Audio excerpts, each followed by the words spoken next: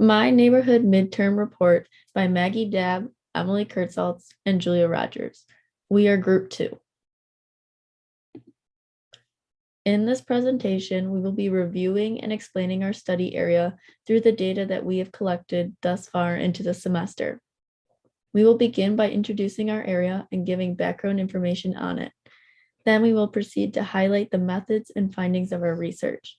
We will conclude with an overview of what solutions we have come up with to solve the issues we have discovered. The area that we studied is Niagara Street, which is located between 4th Avenue and West Ferry Street. We determined that this area needs improvement geared toward pedestrian safety with the help of several resources. Feedback from current residents in this area supported our conclusion by emphasizing that they don't feel this area is pedestrian friendly. We then conducted research to understand why people do not feel safe using these forms of transportation and concluded that the current streetscape is not pedestrian friendly due to the sidewalks being in a bad condition, limited crosswalks, a lack of streetlights, and the speed limit. We believe that improvements are needed to increase the engagement of this area and are fundamental to ensure a safer environment for its residents. We believe that by doing things like repaving sidewalks, reducing the speed limit, incorporating a network of bike paths, benches, and greenery will ultimately benefit the experience of this area, as well as encourage people to visit the local businesses.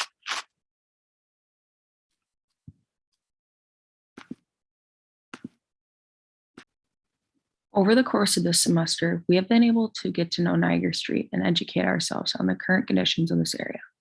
In assignment 1, Getting to Know Your Neighborhood, we gathered information to conclude that this area is a mix of both residential and commercial typologies and is characterized by a lacking presence and underutilized space.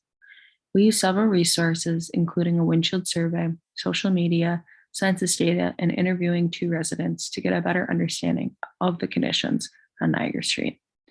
With this information, we then further evaluated that this area needs improvements to ensure pedestrian safety and add engaging elements for an overall better experience.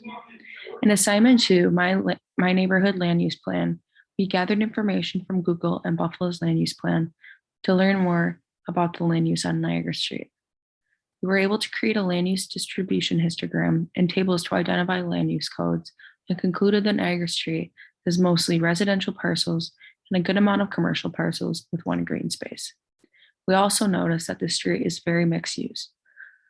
Using the City of Buffalo map viewer, we created an ArcGIS map to give us a sense of the clusters of land parcels and how that looks in our neighborhood block.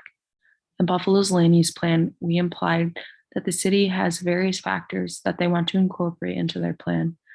We then concluded that these goals are realistic to improve engagement in this area, and they have already successfully incorporated a protected 2-lane bike lane. With this, we also concluded that the plan should focus more on specifics to give better vision on how the city plans to accomplish these goals. When starting our research for the Getting to Know Your Neighborhood assignment, we found that there is a vision plan for Niagara Street in place. The Niagara Street vision was put together by the City of Buffalo's Department of Public Works, as well as the community. This plan further confirmed that the community did not feel safe walking or biking on Niagara Street. To the right are 2 pictures explaining the community's feedback of walking and biking conditions on 3 different sections of Niagara Street. The community agreed that both biking and walking amenities need to be updated, such as better sidewalks, improved lighting, more benches, and bike racks. The vision also stated that Niagara Street did not feel safe or welcoming to its residents. Overall, our research showed that there can be a lot done to transform Niagara Street, like embracing the waterfront, adding greenery, embracing its history and culture, but we will be focusing on the current pedestrian conditions and ways to improve pedestrian safety and engagement.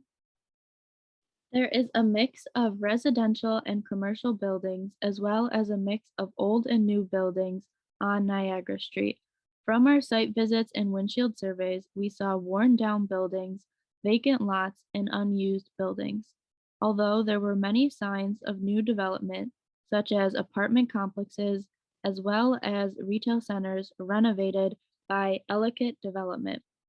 As you can see in the images below, there are many newly renovated buildings, such as the Crescendo and the Mentholatum, which are both apartment complexes. This past summer, a two-lane protected bike path was installed, which shows signs of growth and progress for the street, community, and overall area. The bike path can be seen in the picture in the bottom right corner. To summarize, here's a simple depiction of what Niagara Street is like as you drive down the road heading from Forest Avenue to West Ferry Street. On the right-hand side, there is a newly added two-lane protected bike path that connects to an older bike path outside of our study area past West Ferry Street. Along Niagara Street, down the right-hand side, is the Niagara River. Commercial typologies can be found on either sides of the street, and there's a mix of older and newer businesses. The left-hand side of the street, there are several residential typologies. We used a three-step method to handle the data. First, we collected this data from various sources like social media, the US Census, the Land Use Plan City of Buffalo, and several different maps. We then processed this data by creating a series of graphs, maps, images, tables, and charts. Finally, we analyzed this data by looking through it to find recurring themes and prominent issues. This leads into the findings portion, where we notice two major issues to focus on. The first being unsafe pedestrian and cycling conditions, and the second is an overall lack of engaging elements that encourages people to walk or bike. Here we have three pie charts showing the type of transportation taken to work. We got this data from the 2019 US Census. Track 171 is from Forest to Penfield Street, which is the top half of our study area. Track 61 is from Lafayette Avenue to West Ferry Street, and this is the bottom half of our study area. Both of these tracks include more than just our study area. The third pie chart shows the data for the entirety of Buffalo. As you can see, most people use a personal vehicle or public transportation to get to work. Since the percentages for walking and biking are so small, this shows us that there must be inhibitors that discourage people from choosing to walk or bike.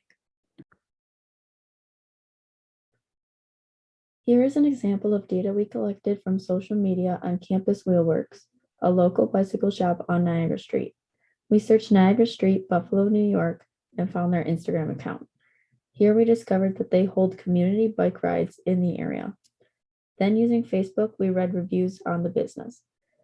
The reviews write about the staff being helpful and professional, as well as how this business builds community on Niagara Street. We find that this business has a unique opportunity because of the newly added two-lane protected bike path. Campus Wheelworks promotes biking on Niagara Street, but there are still improvements that would have to be made for biking to become a more popular form of transportation here.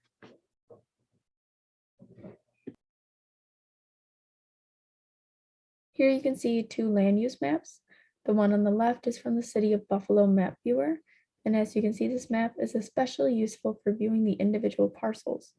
The codes for the parcels were taken from the Land Use Plan City of Buffalo. This map allowed us to get the most accurate count of the land use types, which I will talk further about in the next slide.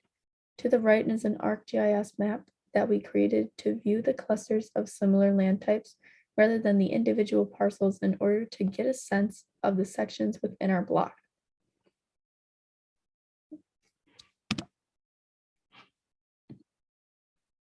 This is the histogram we created based off the City of Buffalo Map Viewer. As you can see in the last slide, the legend didn't use the same codes as the assessor's manual, so we did have to match up both sets of codes, which you can see here in the histogram legend. This area is predominantly residential, but overall is mixed use. This reveals to us that Niagara Street has an opportunity to become a vibrant corridor that encourages walking and biking if improvements are made. Here are some quotes from our interviewees. We asked them if they felt safe walking and biking on Niagara Street, as well as what improvements would have to be made to make them feel safer. Their answers revealed to us that there are safety concerns which discourage walking and biking. Their answers also show that if pedestrian conditions were to improve in terms of lighting, sidewalks, and crosswalks, they would feel more inclined to walk or bike. We also asked them 2 survey questions about what form of transportation they use, as well as if they believe public transportation to be accessible on Niagara Street. The first interviewee said they use a personal vehicle, while the second said they use public transportation. Both interviewees said they believe public transportation is accessible on Niagara Street. Their responses correlate with the 2019 US Census data that we highlighted earlier in this presentation, as personal vehicles and public transportation are the 2 main types used by both census tracts that include our study area. This is a graph of all the data we have collected. The entirety of this data reveals to us that unsafe and unengaging pedestrian and cycling conditions discourages those forms of transportation. We believe that Niagara Street has an opportunity to be a vibrant corridor with flourishing businesses and great waterfront access, but without improvements to the pedestrian and cycling experience, Niagara Street will fall short of its potential. In conclusion, we have found that Niagara Street has poor pedestrian conditions for those who walk or bike. Through various methods of research, such as windshield surveys, site visits, Google Maps, social media, census data, city map viewer, ArcGIS maps, and the land use plan for the city of Buffalo, we were able to conclude that Niagara Street needs to be updated and improved for its community. We suggest improvements geared toward pedestrian safety and engagement to make residents and visitors feel more welcomed while traveling on Niagara Street.